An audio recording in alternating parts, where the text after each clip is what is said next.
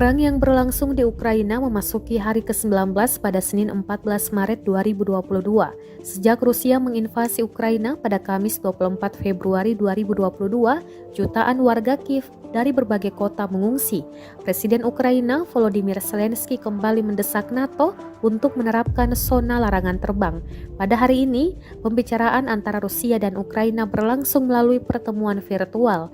Di lain sisi, Amerika Serikat termasuk negara yang paling gencar menolak serangan Rusia ke Ukraina. Amerika Serikat telah mengeluarkan sanksi ekonomi terkait serangan Rusia ke Ukraina. Amerika Serikat peringatkan China untuk tidak turut membantu Rusia memerangi Ukraina. Hal ini diungkapkan oleh penasihat keamanan nasional Amerika Serikat, Jake Sullivan. Jake Sullivan memperingatkan Beijing bahwa China akan menghadapi konsekuensi jika membantu Rusia menghindari sanksi berat karena memerangi Ukraina.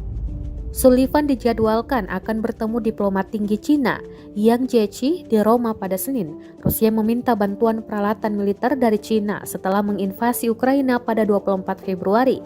Gedung Putih khawatir Beijing dapat merusak upaya Barat untuk membantu pasukan Ukraina membela tanah airnya, kata sejumlah pejabat Amerika Serikat. Terima kasih sudah nonton. Jangan lupa like, subscribe, dan share ya.